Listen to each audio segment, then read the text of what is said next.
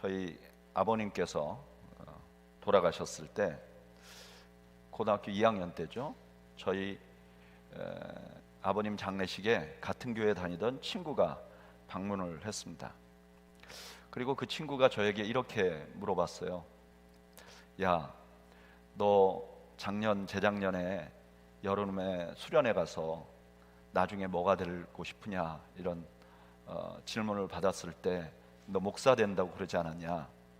그런데 지금 그 마음이 변함이 없냐? 이렇게 물어보는 거예요. 그 친구도 참 특이하죠. 아버님 돌아가셔서 슬픈데 왜 그런 질문을 했는지 잘 모르겠어요. 근데 제가 그때 또렷하게 기억나는 건 이렇게 대답을 했던 것 같아요. 난 아버지가 돌아가셔서 이제 목사가 될 수는 없을 것 같아. 고등학교를 빨리 졸업하고 가족들을 부양하기 위해서 일을 해야 하고, 만약에 내가 대학을 가면 공대를 가서 빨리 졸업하고 취직을 해서 가족을 부양해야 될 것 같아. 그런데 아이러니하게도요, 저는 저희 아버님이 돌아가셨기 때문에 목회자가 되었습니다. 신학대학원 다닐 때 저의 꿈은 가난한 사람들을 위하여 공부방을 운영하면서 이 나라의 미래를 돕고 싶다, 그런 꿈을 가졌어요. 그래서 유학을 올 때도 아주 짧게 유학을 하고 속히 돌아가서 한국에서 가난한 동네에서 목회를 하고 싶었습니다. 근데 이상하게 미국에 와서 계속 이민 목회를 하게 됐고요. 산호세에서 첫 번째 담임 목회를 할 때 제가 이제는 한국으로 안 돌아가겠구나, 여기 이민 생활하는 분들하고 같이 살아야 되겠구나, 그런 생각을 하고 몇 년간 미뤄왔던 시민권을 받았는데요, 시민권 받고 2년 만에 다시 한국으로 나갔습니다. 그리고 불과 5년 6년 전만 해도 제가 오늘 여기서 이렇게 설교하고 있을 거라고는 상상도 한 적이 없습니다. 저의 삶을 돌아보니까 매 순간 꿈이 있었던 것 같아요. 그리고 기대도 있었고, 그런데 내 꿈이나 내 계획대로 된 것은 거의 없었습니다. 그래서 중년을 살아가는 한 사람의 목회자로서 저의 인생을 정리해보면 이런 것 같아요. 내가 나의 인생에 관해서 무언가 계획하는 것, 이거 너무나 중요하다. 그런데 분명히 알아야 할 것은 내 인생은 내 마음대로 안 되더라. 적어도 제 인생과 우리 권사님의 인생은 그런 것 같아요. 그렇기 때문에 내 인생의 미래에 관해서 미래의 계획을 잘 하는 것보다는 훨씬 더 중요한 것은 하나님을 신뢰하는 것이 더 중요하다, 이런 생각을 합니다. 그런데 오늘 우리가 읽은 본문이 바로 이와 비슷한 메시지를 우리에게 주고 있어요. 오늘 본문은 요셉의 유언입니다. 그런데 뭐라고 유언했는가? 50장 24절 다 같이 한번 다시 읽어볼까요? 시작. 요셉이 그의 형제들에게 이르되 나는 죽을 것이나 하나님이 당신들을 돌보시고 당신들을 이 땅에서 인도하여 내사 아브라함과 이삭과 야곱에게 맹세하신 땅에 이르게 하시리라 하고. 정리를 해보면 자기 가족, 그러니까 요셉이 막내에서 두 번째로 맨 끝에 두 번째 태어난 아들이니까 아마 여기 형제라는 말은 친형제를 말하는 건 아니겠죠. 온 가족을 모아놓고 자기의 유언의 핵심은 뭐냐? 나는 죽을 것이다. 그런데 내가 죽는 것과 전혀 상관없이 하나님께서는 우리에게 주신 약속을 이행해서 결국 너희를 가나안 땅에 가게 할 것이다 라고 말하는 거예요. 이것이 요셉의 유언의 첫 번째 부분입니다. 근데 여러분, 요셉이 이렇게 말하는 데는 이유가 있어요. 우리는 예전에 요셉의 일생을 보면서 이런 생각을 했어요. 요셉은 참 성공적으로 산 사람이구나. 그래서 많은 목사님들이 요셉을 꿈의 사람으로 소개했어요. 이 꿈의 사람이라는 건 어떤 뜻이냐? 자기가 자기 미래에 관해서 어떤 플랜이 있어요. 그리고 이 플랜을 성취하기 위해 노력해가지고 결국 그 플랜을 이룬 사람의 대명사로 요셉을 사용했단 말이에요. 근데 요셉의 일생을 정직하게 돌아보면 요셉의 일생은 전혀 다른 모양으로 살아왔어요. 먼저는 요셉은요, 자기 자신이 자기 미래에 관해서 무언가를 계획한 적이 한 번도 없습니다.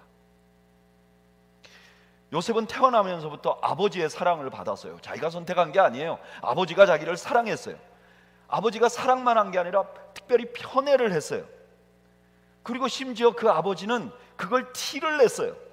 그래서 창세기 37장 3절에 보면 아버지가 이 요셉에게 특별한 옷을 입혔다 그랬어요. 근데 이 편애가 형들에게 미움을 받는 첫 번째 원인이 됩니다. 창세기 37장 4절에 보면 형들이 그 아버지의 특별한 사랑을 받는 요셉을 미워했다 그랬어요. 형들의 미움을 받는데 요셉이 한 일이 없는 거예요. 근본적으로는. 또 요셉은 꿈을 꿨어요. 여러분, 요셉이 꿈을 꾸는데 요셉이 무슨 일을 했죠? 요셉은요, 꿈을 꾸기 위해서 아무것도 안 해서 그냥 잤어요. 꿈은 누가 꾸게 하셨죠? 하나님이 꾸게 하셨죠. 그런데 이것 때문에 형들에게 또 미움을 받아요. 창세기 35장 7절에 보면 요셉이 꿈꾼 것 때문에 형들에게 미움을 받았다 그랬어요. 아버지가 요셉을 심부름 보냅니다. 형들에게. 요셉이 가고자 한 게 아니에요. 아버지가 보내서 간 거예요. 근데 그것 때문에 구덩이에 갇혔다가 미디안 상인들에게 팔리게 됩니다. 미디안 상인에게 팔리게 된 요셉은요, 보디발의 집에 가고 싶지 않았어요. 그런 의도가 없었어요. 그런데 보디발의 집에 갔고요, 종살이 하다가 원하지 않는 모함을 받아서 감옥에 갔고요, 감옥에서 꿈을 해석한 것도 자기가 만든 기회도 아니고 자기의 능력으로 해석한 것도 아니고, 심지어 바로를 만난 것도 자기가 그 플랜을 세운 것도 아니고 자기가 해석한 것도 아니에요. 요셉은 자기 인생에 미래를 위해서 특별히 한 게 없어요. 자세히 살펴보면 오직 한 가지 요셉이 계획한 일이 있긴 있어요. 그게 뭐냐? 요셉이 감옥에서 술 맡은 관원장의 꿈을 해석해 주고 나서 이렇게 당부합니다. 당신 나갈 터인데 나가면 나 꼭 기억해 주세요. 이게 요셉이 자기 미래를 위해서 자기가 기대하는 유일한 사건이에요. 그런데 그 사건을 이렇게 평가합니다. 창세기 40장 23절, 술 맡은 관원장이 요셉을 기억하지 못하고 그를 잊었더라. 2년 후에 기억을 했지만 잊었다는 말을 왜 기록해 놨는가? 요셉의 플랜은 수포가 되었다는 것을 말해주기 위해서죠. 이렇게 보면 요셉의 일생은 꿈을 가지고 꿈을 성취하는 과정이 아니라 인생 마음대로 되지 않는다는 것을 보여주는 과정이에요. 그러니까 이렇게 생각하는 거죠. 내 인생 어차피 내가 영향을 끼친 게 없었어. 그러니까 지금 내가 죽어도 하나님의 뜻을 이루는 데는 아무런 영향이 없어. 자기가 살아있을 때도 영향이 없었으니까 자기가 죽어도 영향이 없는 거죠. 그러면 요셉의 일생은 누구에 의해서 이끌려 왔는가? 이에 관해서 요셉은 이렇게 고백합니다. 창세기 50장 20절, 당신들은 나를 해하려 하였으나 하나님은 그것을 손으로 바꾸사 오늘과 같이 많은 백성의 생명을 구원하게 하시려 하셨나니.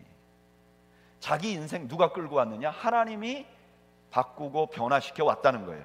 그런데 이것은 요셉의 고백이기도 하고 성경의 평가이기도 해요. 시편 105편 17절, 우리 다 같이 한번 읽어볼까요? 시작. 그가 한 사람을 앞서 보내셨으며 요셉이 종으로 팔렸도다. 여기 그는 하나님이십니다. 요셉을 누가 보냈다 그러는 거죠? 하나님이 보냈다는 거예요. 사도행전 7장 9절에서 10절에 보면 이런 말씀이 있어요. 여러 조상이 요셉을 시기하여 애굽에 팔았더니 하나님이 그와 함께 계시오. 요셉의 일생을 누가 이끌어 왔는가? 하나님이 이끌어 와셨고, 요셉과 누가 함께 하셨나? 하나님이 함께 하셨다는 거예요. 한마디로 말하면 요셉의 일생은 누가 이끌어 오신 인생이라는 거죠? 하나님이 이끌어 오신 인생이라는 거예요. 이런 요셉이니까 유언을 할 때 이렇게 고백하는 것은 당연한 거죠. 이렇게 말하는 거죠. 어차피 인생 마음대로 안 되는데 내가 살고 죽고는 큰 의미가 없어. 가장 중요한 거는 하나님 자신의 뜻이야. 그런데 그 하나님이 우리의 조상 아브라함과 야곱에게 가나안 땅을 주시겠다고 약속하셨어. 그러니까 그 일은 내가 죽어도 반드시 이루어질 거야. 이렇게 말하는 거죠. 근데 여러분, 이 요셉의 고백에 대해서 히브리서 기자는 이렇게 평가합니다. 히브리서 11장 22절 우리 다 같이 한번 읽어볼까요? 시작. 믿음으로 요셉은 임종시에 이스라엘 자손들이 떠날 것을 말하고 또 자기 뼈를 위하여 명하였으며. 요셉의 일생에서 믿음으로 한 거를 보여주는 대표적인 일이 뭐냐? 유언한 거라는 거예요. 그러니까 이 말이, 이 지금 요셉의 말이 요셉의 일생에 늘 가지고 있었던 믿음을 표현한 것이라는 거예요. 또 하나, 지금 히브리서에서 이렇게 말한 것은 이 요셉의 고백이 요셉의 고백으로 끝나는 게 아니라 이 고백은 모든 믿는 자들이 믿음이 있다면 고백해야 될 고백이라는 것을 드러내는 겁니다. 히브리서 11장은 믿음의 장이에요. 믿음이란 무엇인가를 설명하는데 요셉에게 있어서 믿음이라는 건 뭐냐? 바로 유언과 같은 것이라는 거예요. 그래서 모든 믿는 자들은 두 가지 고백을 해야 되는 거죠. 첫째는 내 인생 내 맘대로 안 된다. 두 번째는 나의 미래를 위해서 내가 해야 될 유일한 일은 하나님을 신뢰하는 것이다. 여러분, 우리 인생 우리 마음대로 안 됩니다. 우리는 우리 인생에 관해서 무능력합니다. 저는 여러분들이 그것을 인정하시는 여러분들이 되시기를 주님의 이름으로 축원합니다. 이거는요, 단순히 요셉의 일생에서 알게 된 사실이 아니라 성경 전체가 우리에게 하시고 있는 말씀이에요. 전도서 9장 11절 이하에 보면 이런 말이 있어요. 내가 다시 해 아래에서 보니 빠른 경주자들이라고 선착하는 것이 아니며 용사들이라고 전쟁에서 승리하는 것이 아니며 지혜자들이라고 음식물을 얻는 것이 아니며 명철자들이라고 재물을 얻는 것도 아니고 지식인들이라고 은총을 입는 것도 아니니 이는 시기와 기회는 그들 모두에게 임함이니라. 한마디로 말하면 뭐예요? 인생 열심히 살아도 그 결과 아무도 보장 못한다는 거예요. 우리 인생 우리 마음대로 안 된다는 거예요. 여러분, 이것을 솔로몬만 말한 게 아니라 우리 주님도 말씀하셨어요. 마태복음 6장 27절에 너희 중에 누가 염려함으로 그 키를 한 자라도 더할 수 있겠느냐. 이 말씀을요, 공동 번역은 이렇게 번역을 했어요. 너희 가운데 누가 걱정한다고 목숨을 한 시간만인들 더 늘릴 수 있겠느냐. 우리 인생에 우리가 무능력하다는 거예요. 심지어 야고보 사도는요, 자기 인생을 자기가 마음대로 할 수 있다고 생각하는 것을 악이라고 말해요. 악. 야고보서 4장 13절에서 16절에 이렇게 말해요. 들으라 너희 중에 말하기를 오늘이나 내일이나 우리가 어떤 도시에 가서 거기서 1년을 머물며 장사하여 이익을 보리라 하는 자들아, 내일 일을 너희가 알지 못하는도다. 너희 생명이 무엇이냐? 너희는 잠깐 보이다가 없어지는 안개니라. 너희가 도리어 말하기를 주의 뜻이면 우리가 살기도 하고 이것이나 저것을 하리라 할 것이거늘 이제도 너희가 허탄한 자랑을 하니 그런 자랑은 다 뭐라고요? 악하다. 여러분, 우리 인생 우리 마음대로 안 됩니다. 저는 여러분들이 이 단순하고 자명한 진리를 받아들이는 여러분들이 되시기를 축복합니다. 이걸 인정하지 못해서 우리 인생이 고통스러운 거예요. 우리 교회 다니시는 분들은 대부분 아시는 내용이지만 제가 몇 년 전 겨울에 레이크 타워에 갔다가 눈에 갇힌 적이 있었습니다. 원래는 토요일 날 아침에 하산을 해야 되는데 토요일 날 밤에 80번 도로가 다 막혀서 부득이 하룻밤을 호텔에서 자고 내일 우리 교회 예배가 어차피 11시 40분 늦은 시간이니까 아침에 새벽에 일어나서 가야겠다. 그래서 눈이 막 날리는데 눈발이 아직도 날리는데 뉴스를 딱 보니까 50번 도로가 열렸다는 거예요. 그래서 새벽 3시에 차를 몰고 두 아들을 태워서 출발을 했습니다. 도저히 갈 수 없는 상황인데 리노에서 레이크 타워까지 6시간을 걸려가지고 50번 바로 앞에 섰는데 바로 1시간 전에 50번 도로도 폐쇄됐다는 거예요. 제가 정신을 못 차리고 다시 차에 올라서 차를 시동을 걸고 어디론가 또 가려고 하니까 어느새 커버린 두 아들이 저를 물리적으로 앉혔습니다. 그러고 보니까요, 제가 쉐이킹을 하고 있는 거예요. 저도 몰랐는데 제가 쉐이킹을 하고 있는 거예요. 왜 이렇게 쉐이킹을 하는가? 내가 목사가 돼가지고 주일을 말이에요, 눈에 놀러 갔다가 못 내려와서 주일을 미스했다. 이건 저에게 상상도 할 수 없는 일이고, 이걸 도저히 받아들일 수 없는 일이에요. 그러니까 나는 어떻게 해서라도 가야 돼. 이게 이렇게 힘있게 말할 일은 아닌데 제 심정이 그랬다는 겁니다. 그러니까 몸이 떨리는데 그것도 인지하지 못하고 차를 또 몰려고 하니까 두 아들이 제재를 한 거죠. 여러분, 지금 돌아보니까 그날 밤에 그냥 잤어도 우리 교인들 중에 아무도 저한테 말할 사람이 없었을 거예요. 여러분들은 그러지 마세요. 여러분, 우리는 전능한 자들이 아닙니다. 안 되는 일을 그냥 받아들이세요. 우리는 전능하지 않습니다. 저를 따라 하시죠. 우리는 전능하지 않다. 그러면 아무것도 안 하고 모든 걸 포기해야 되는가? 아니요. 미래의 나의 인생에 관해서 아무 계획을 안 짜는 대신 우리의 인생을 하나님께 맡겨야 됩니다. 이게 믿음이에요. 믿음이 뭐냐? 나의 미래에 관해서 하나님께 의뢰하는 거예요. 그리고 이것이 지혜롭게 사는 방법이에요. 잠언 16장 3절에 이렇게 말해요. 너의 행사를 여호와께 맡기라. 그리하면 내가 경영하는 것이 이루어지리라. 여기 맡기라는 말이요, 굴려버려라 하는 그런 의미가 함께 있어요. 그러니까 이 말은 이런 뜻이에요. 어차피 너의 인생 너 맘대로 안 돼. 그러니까 하나님을 신뢰하고 너의 인생을 하나님께 굴려버려. 이게 인생 잘 사는 방법이야. 여러분, 지금 여러분들을 답답하게 만드는 것이 있습니까?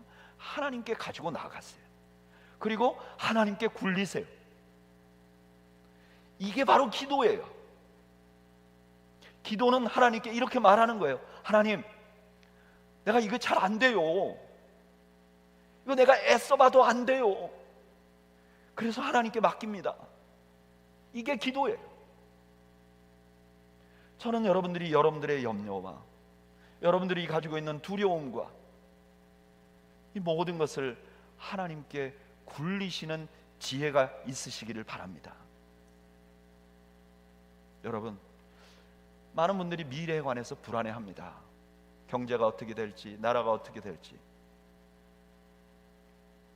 그런데 그렇게 염려하는 사람들 중에 대통령은 없어요. 정작 염려해야 될 대통령은 염려 안 하고 나라의 경제를 어쩔 수 없는 사람들만 모여서 염려를 하는 거예요. 심지어 주식도 많지 않은 사람들이 주식 떨어진다고 염려해요. 여러분, 자녀들에 대한 염려가 있으십니까? 이거 다 알잖아요. 자녀 내 맘대로 안 돼요. 염려한다고 내 맘대로 될 것 같으면 염려를 하죠. 지금까지도 우리 인생 우리 마음대로 안 됐는데 지금 염려하지 말고 하나님께 맡기는 기도를 드리시는 여러분들 되시기를 바랍니다. 아무것도 하지 말라는 뜻은 아니에요. 우리가 할 수 있는 일을 하지만 하나님께 그 결과를 맡겨드리고 더 이상 그 근심의 짐을 지고 가지 말라는 거죠.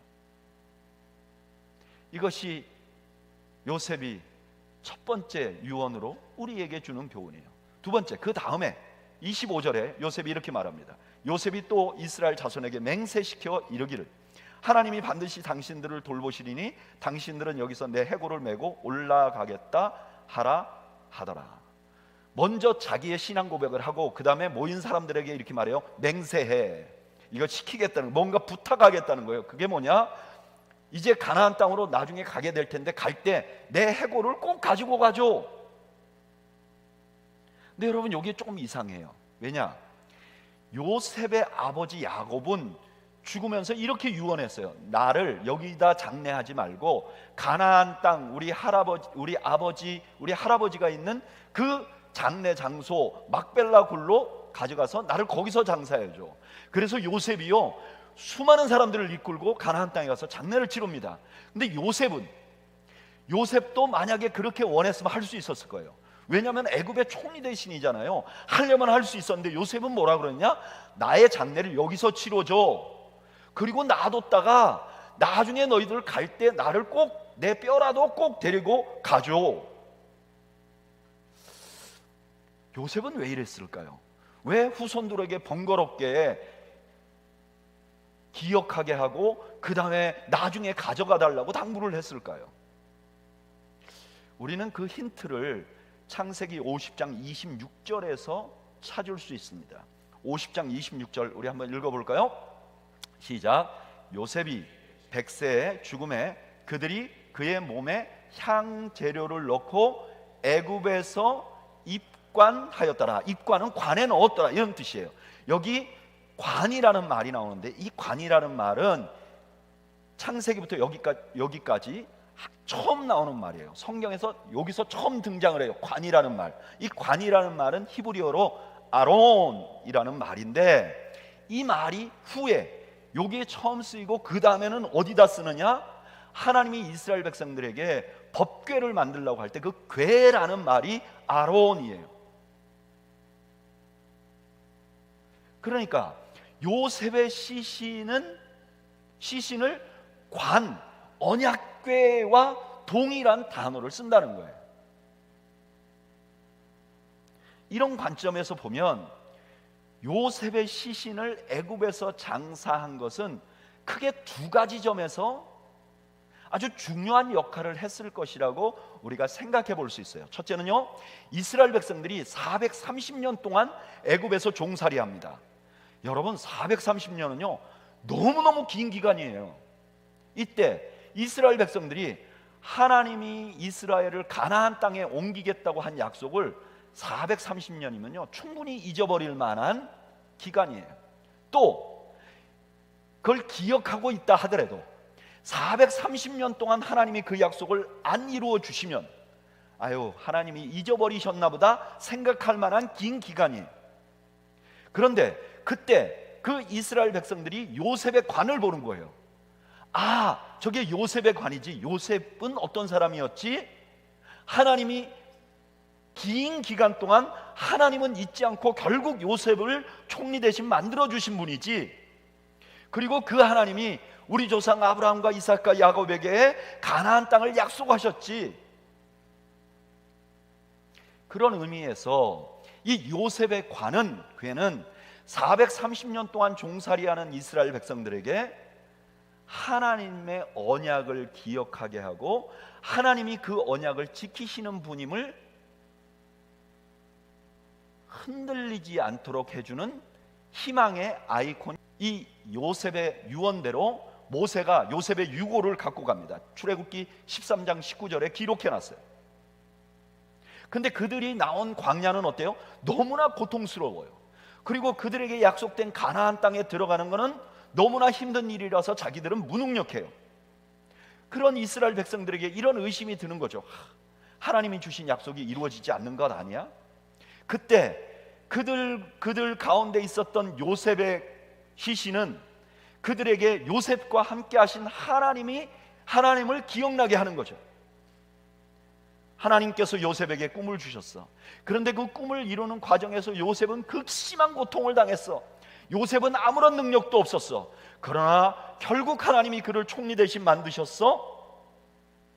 그리고 그렇게 된 데는 하나님이 그 요셉과 함께 하셨고 그 요셉과 함께 하신 하나님이 그 일을 이루셨어. 근데 지금 그 하나님이 우리와도 함께 하셔. 요셉의 시신은 40년 동안 광야를 헤매는 이스라엘 백성들에게 자신들이 무능력하고 고통 가운데 있어도 언젠가 하나님이 자신들을 가나안 땅에 들어가게 해 주실 것이라는 것을 희망으로 품고 살 수 있도록 만들어주는 희망의 아이콘이었어요. 우린 여기서 요셉이 왜 자기 장례를 애굽에서 하고 그 시신을 가져가 달라고 부탁을 했는지 알 수 있어요. 하나님은 분명히 약속하셨어요. 근데 시간이 오래 걸리고 환경이 어려워지면 우리 마음에 의심이 생겨요. 그때 자신의 시신을 보면서 하나님은 결국 그 약속을 이루실 것이라는 확신이 들도록 하기 위해서 그렇게 한 것이죠. 그런데 이 요셉의 유언의 두 번째 파트와 첫 번째 파트를 자세히 읽어보면 이상하게 그 두 마디에 반복되는 단어가 있어요. 그게 뭐냐면 돌본다 하는 단어예요. 이 돌본다는 말은 히브리어의 다카드라는 말이에요. 근데 이 다카드라는 히브리 단어는요, 하나님이 돌본다는 의미도 있지만 더 근본적인 단어는 방문하시다, 찾아오시다, 이런 의미가 담겨 있는 말이에요. 그런데 이걸 두 번이나 반복했다는 것은 요셉이 유언을 하면서 가장 강조하고 싶었던 게 뭐냐? 하나님이 찾아오실 것이다, 하나님이 방문하실 것이라는 것을 잊지 않게 하고 싶었던 거예요. 그런데 실제로 이 요셉이 강조하던 것은 그대로 이루어집니다. 출애굽기 3장 16절에 보면 이렇게 되어 있어요. 너는 가서 이스라엘의 장로들을 모으고 그들에게 이르기를 여호와 너희 조상의 하나님 곧 아브라함과 이삭과 야곱의 하나님이 내게 나타나 이르시되 내가 너희를 돌보아. 여기 내가 너희를 돌보아라는 말은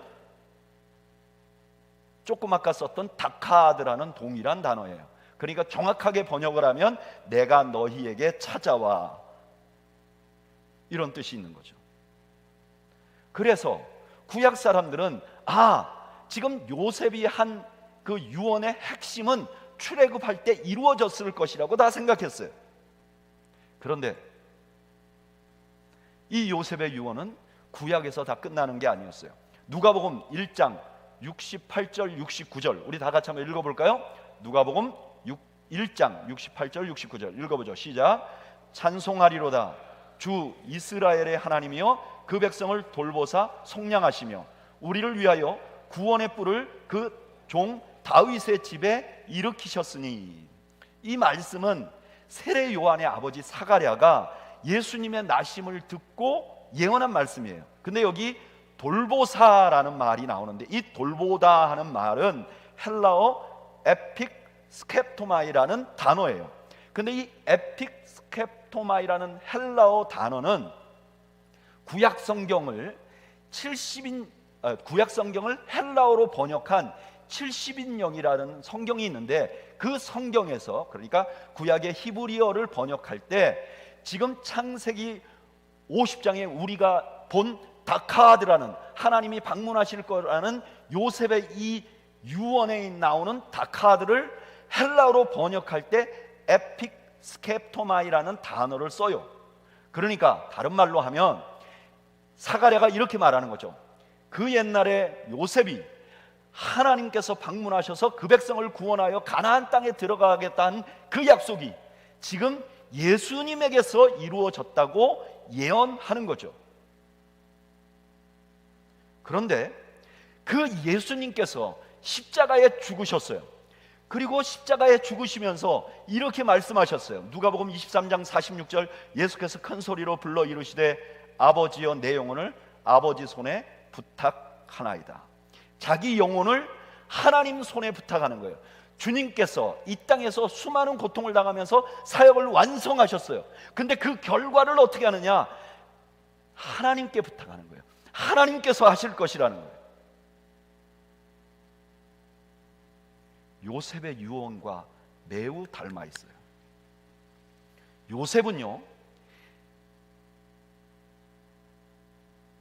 갑자기 애굽의 총리 대신이 되어 성공한 아이콘으로 가치가 있는 게 아니라 요셉의 일생을 보면 요셉의 일생이 예수님의 모습을 그림자처럼 드러내요.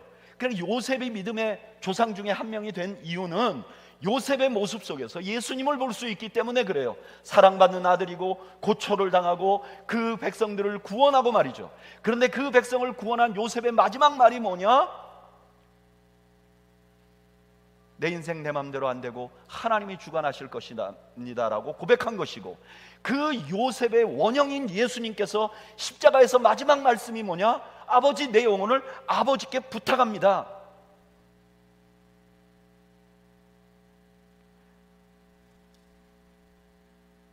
그래서 그 예수님이 죽으신 십자가는 요셉의 시신이 430년 동안 압제를 당하던 이스라엘 백성들에게, 40년 동안 광야를 헤매는 이스라엘 백성들에게 소망의 아이콘이 되었듯이, 죽으신 예수님의 십자가가 오늘 하나님의 백성들이 바라보면 소망을 가질 수 있는 소망의 아이콘이 되는 거예요. 그래서 십자가를 바라보면 그 십자가는 우리에게 이렇게 말해요. 너의 구원에 대해서 너희가 염려하지 마. 너희가 능력 없는 거 다 알아. 내가 너희를 결국 영화롭게 할 것이야 라고 말씀하는 거죠. 이 십자가의 메시지를 사도 바울이 이렇게 우리에게 전해주는 거예요. 로마서 8장 30절, 또 미리 정하신 그들을 또한 부르시고 부르신 그들을 또한 의롭다 하시고 의롭다 하신 그들을 또한 영화롭게 하셨느니라. 여러분, 우리의 부족함을 고백하고 하나님만 신뢰하고 하나님께 나의 인생을 맡기는 것, 이건 말은 쉽지만 실제로 굉장히 어렵습니다. 해본 사람들은 다 알아요. 우리의 환경이 그걸 신뢰하지 못하게 만듭니다. 나의 능력이 그걸 신뢰하지 못하게 만듭니다. 그런 우리를 위하여 우리 주님께서 십자가를 주신 것입니다. 십자가 앞에 서면 내가 얼마나 무능력하고 내 인생 마음대로 할 수 없는 정말 죄인이라는 걸 고백할 수밖에 없게 돼요. 그리고 주님을 죽음에서 부활시킨 그 하나님을 신뢰할 수밖에 없게 되는 거예요. 그래서 십자가는 모든 믿는 자들의 소망의 아이콘이 되는 것입니다. 사랑하는 여러분, 우리는 지난 1년 동안 창세기 말씀을 계속 들어왔습니다. 그 창세기의 결론이 무엇인가? 우리는 소망이 없고 바로 하나님께 소망이 있다는 것이고, 그 하나님께 소망을 두어야 한다는 그 메시지를 오늘 우리에게 전해주는 것이 십자가라는 사실로 마치게 되는 것입니다. 여러분, 우리가 살아가는 인생은 누구나 다 근심이 있습니다. 짐이 있습니다. 오늘 여러분들 주일날 나오신 여러분들을 보면 근심 걱정 전혀 없는 것 같은 얼굴이에요. 물론 아닌 분들도 좀 있어 보이지만, 그런데 누가 봐도 근심 없을 것 같은 그 사람들도 찾아보면 우리 모두가 짐이 있어요. 마음 한구석에 풀어버릴 수 없는 답답함, 갑갑함, 생각만 하면 또 답답해서 아예 생각을 하고 싶어지지 않는 요소들이 있어요. 그것을 내가 해결할 수 없다는 것도 알아요. 여러분, 우리 그 짐을 십자가 앞에 내려놓읍시다. 그러면 그 짐이 우리에게서 풀릴 줄로 믿습니다. 요셉을 그 고난 가운데서 구원하시고 구원자로 만들어 주셨듯이 그 하나님께서 우리 인생도 그렇게 만들어 주실 줄로 믿습니다. 우리의 이런 마음을 똑같이 비슷하게 만들어 놓은 찬양 시가 있어요. 찬송 370장 찬양에 보면 가사가 이래요. 주 안에 있는 나에게 딴 근심이 있으랴. 십자가 밑에 나아가 내 짐을 풀었네. 주님을 찬송하면서 할렐루야 할렐루야, 내 앞길 멀고 험해도 나 주님만 따라가리. 이것은 내가 노력해서 되는 것이 아니라 십자가 앞에 서는 사람들이 누릴 수 있는 특권인 줄로 믿습니다. 우리 이 찬양을 드리면서 하나님, 내 짐을 하나님께 굴려버립니다. 내 근심을 십자가 앞에 내려놓습니다. 내 인생에 남은 것들, 내 짐을 하나님께 드립니다. 그리고 하나님을 신뢰합니다. 우리 이런 고백을 함께 드리며 찬양을 드리겠습니다. 주 안에 있는 나에게 딴 있으랴. 십자가 밑에 나가 내 짐을 풀었네. 주님을 찬송하면서 할렐루야 할렐루야. 내 앞길 멀고 험해도 나 주님만 따라가리. 그 두려움이 변하여 내 기도 되었고 전날의 안숨 변하여 내 노래 되었네. 주님을 찬송하면서 할렐루야 할렐루야. 내 앞길 멀고 험해도 나 주님만 따라가. 내 주는 자비하셨어. 내 주는 자비하셔서 늘 함께 계시고 내 궁핍 밤을 아시고 늘 채워주시네.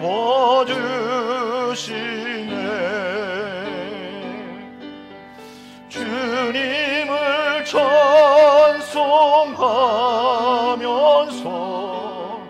할렐루야 할렐루야.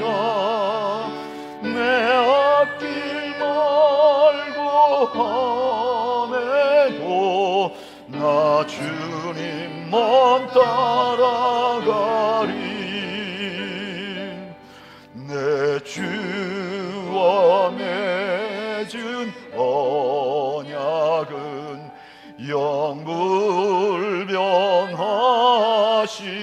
영불변하시니 그 나라 가기까지는 늘 보호하시네. 주님을 찬송하면서 할렐루야 할렐루야. 내 앞길 멀고 험해도 나 주님만 따라가리. 우리 이 시간 다 함께 잠시 기도하겠습니다.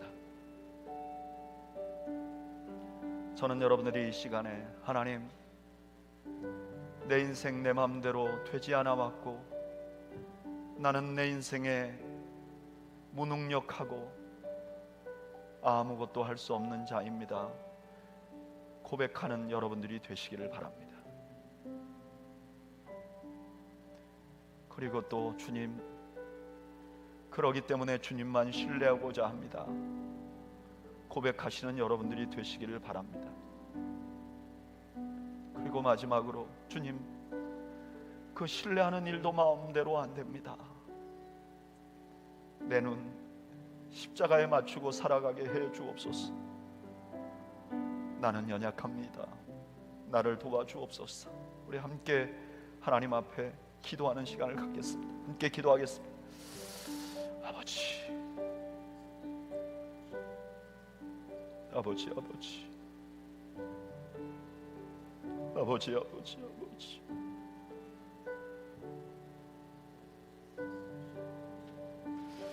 아버지, 아버지, 아버지, 아버지, 아버지. 아버지, 아버지, 아버지, 아버지, 아버지, 아버지, 아버지, 아버지, 아버지, 아버지, 아버지, 아버지, 아버지, 아버지, 아버지를 신뢰하고자 합니다. 나를 도와주옵소서.